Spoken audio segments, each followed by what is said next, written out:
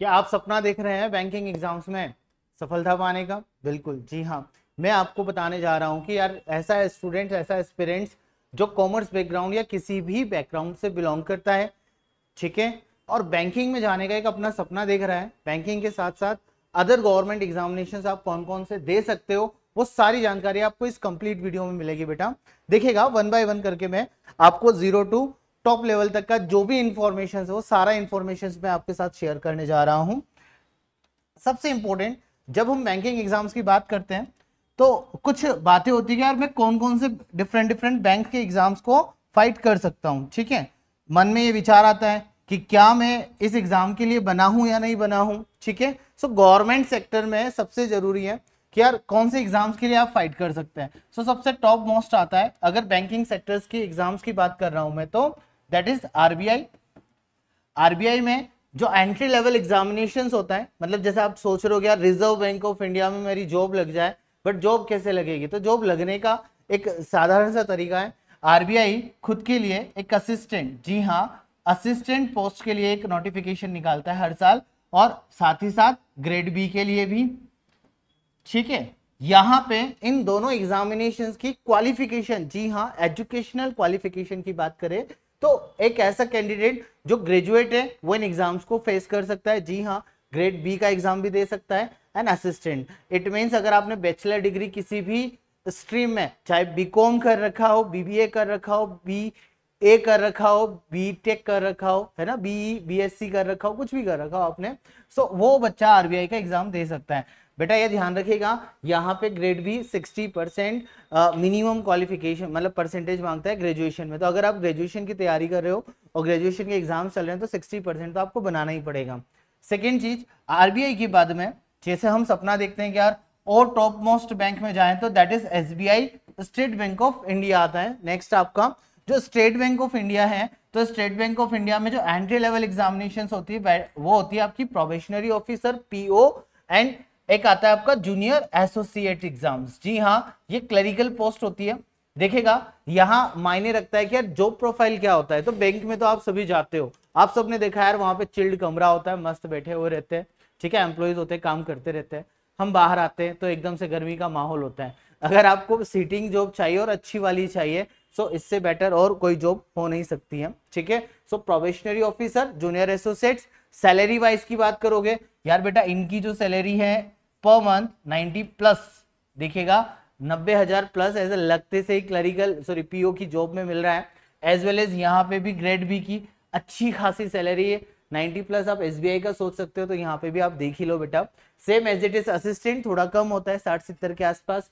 यहाँ junior associates में आपको 50-60 के आसपास मिलेगा, बट इंक्रीमेंट प्रोबेशन कंप्लीट होने के बाद में अच्छी खासी सैलरी मिलती है, ठीक है। सो स्टार्टिंग अगर आप करना चाहो यार अच्छी जॉब चाहिए, जॉब के साथ साथ पैसा भी मिले, सो दैट जॉब मैं मानता हूं सबसे बेस्ट है। एसबीआई के बाद में हम नेशनलाइज्ड बैंक की बात करते हैं। नेशनलाइज्ड बैंक कितने होते हैं बेटा? आप सबको पता है, जैसे बैंक ऑफ बड़ौदा हो गया, है ना, bank of Baroda, Canara bank हो गया, union bank of India, bank of India हो गया, and again central bank of India हो गया, यूको बैंक हो गया। इस तरीके से जितने भी ये जो बैंक आपको दिख रहे हैं राष्ट्रीयकृत बैंक कहलाते हैं, नेशनलाइज्ड बैंक कहलाते हैं। और इन नेशनलाइज्ड बैंक के अंदर PO as well as clerk post के लिए, ठीक है, एग्जाम कंडक्ट करवाने का काम कौन करता है? आईबीपीएस। जी हाँ, ये काम किसको दिया गया है भाई? आईबीपीएस ये ऑर्गेनाइजेशन है जो कि नेशनलाइज्ड बैंक के लिए, पीओ के लिए और क्लर्क के लिए एग्जामिनेशंस को कंडक्ट करवाती है, ठीक है बेटा।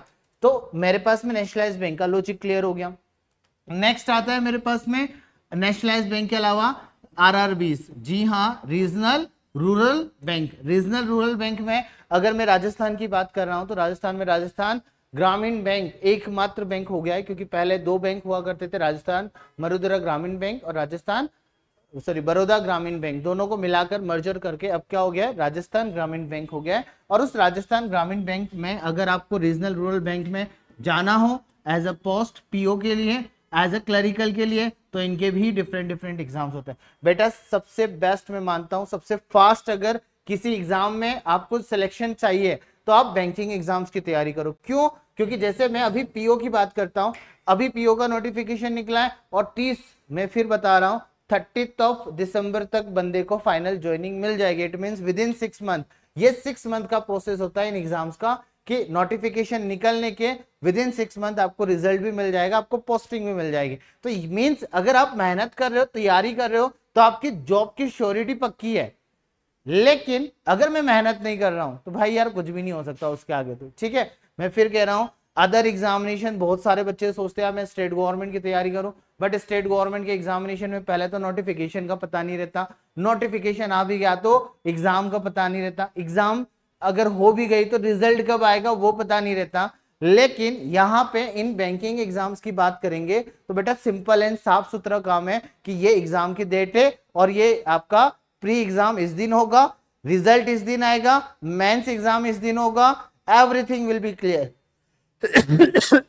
ठीक है ना। तो ये इंफॉर्मेशन अगर आपको मिल गई, साथ ही साथ यार मैं और कौन कौन से एग्जाम्स के लिए दे सकता हूं, तो ये तो मैंने आपको जनरल बैंकिंग के बारे में बताया, ठीक है ना, जो मेजर पोस्ट निकलती हैं। इनके अलावा भी नबार्ड है, अलग से अपने नोटिफिकेशंस निकालता रहता है, हमेशा देखेंगे आप।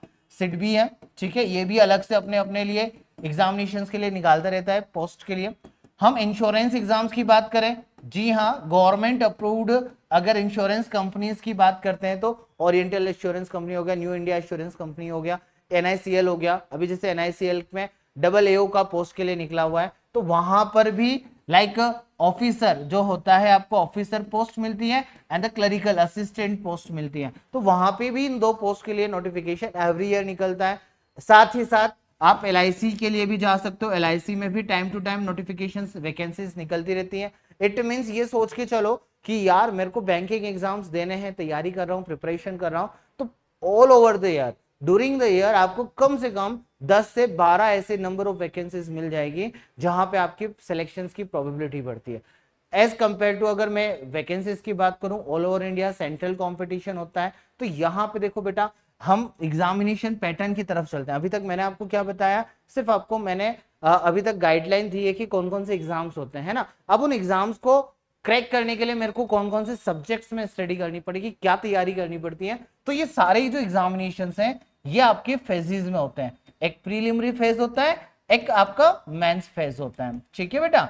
और अगर आप ऑफिसर लेवल की पोस्ट है, ध्यान रखना बेटा, ऑफिसर लेवल की पोस्ट पे जा रहे हो तो यहां पे इंटरव्यू होगा, और अगर आप क्लरिकल वाली पोस्ट पे जा रहे हो तो इंटरव्यू नहीं होगा। ध्यान रखना, क्लर्क पे ये ऑफिसर में होगा, यस, ठीक है, and for the clerk no interview, ठीक है बेटा, इंटरव्यू नहीं होगा। और अगर इंटरव्यू नहीं होगा इट मींस आपने प्री निकाला, मेंस निकाला, खुद के दम पर सिलेक्शन ले लेना है, ठीक है, क्लर्क वाली पोस्ट में।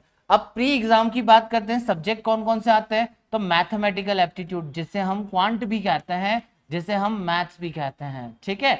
सो मैथ्स आती है यहां पर, क्लियर है। सेकेंड आता है आपका लॉजिकल रीजनिंग आता है, ठीक है, लॉजिकल रीजनिंग के साथ साथ third one is the English आती है, क्लियर है। ये मेजर सिलेबस होता है सभी प्रीलिमिनरी एग्जामिनेशंस में, इनके आते हैं 35 क्वेश्चन 30 क्वेश्चन, कुछ एग्जाम्स में इसके 40 क्वेश्चन है, इसके 30 इसके 30 है। तो वहां पे according to exam number of question का वेरिएशन है, बट सिलेबस में आपको ये 3 सब्जेक्ट्स आपको हमेशा दिखाई देंगे।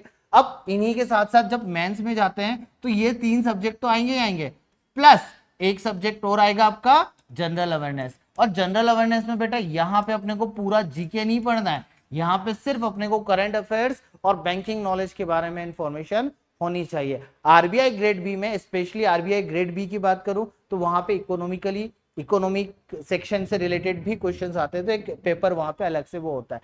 बाकी रेस्ट ऑफ द एग्जाम्स में, प्रीलिमिनरी एग्जाम्स में ये मैथ्स में general awareness and the computer knowledge थोड़ा बहुत होना चाहिए यार बेटा, ठीक है। अब ये एग्जाम टफ क्यों होती है, इसका इंपोर्टेंट बताता हूँ। इसमें सिलेबस ज्यादा वास्ट नहीं है, वो बहुत सिंक्रोनाइज्ड है, बट यहाँ पे आपको टाइम बाउंडेशन दिया जाता है। टाइम बाउंडेशन का मतलब एक छोटा सा एग्जांपल देख लेते हैं। टाइम बाउंडेशन में लाइक क्वांट के 35 क्वेश्चन आने हैं 35 मार्क्स के, रीजनिंग में 35 क्वेश्चन आने हैं 35 मतलब 35 मार्क्स के, ये इंग्लिश में 30 क्वेश्चन 30 मार्क्स के। बट इंडिविजुअल टाइम सेक्शन की बात करोगे तो 20-20 मिनट का स्लॉट, मैं फिर कह रहा हूं 20 मिनट्स का स्लॉट दिया जाता है, मतलब आपको सिर्फ 20 मिनट में 35 क्वेश्चन करने हैं। इस कारण से प्रीलिमिनरी एग्जामिनेशन का हो जाती है, थोड़ी टफ हो जाती है, बट घबराना नहीं है, क्योंकि हम जैसे ट्रेनर क्या है, इसीलिए है हम आपको ट्रेन करेंगे कि कैसे आपको 35 क्वेश्चन 20 मिनट्स में करने हैं, क्या अप्रोच होनी चाहिए, किस तरीके की क्वेश्चंस एग्जाम्स में आता है, वो सारे के सारे यहाँ पे ट्रेनिंग आपको दी जाएगी।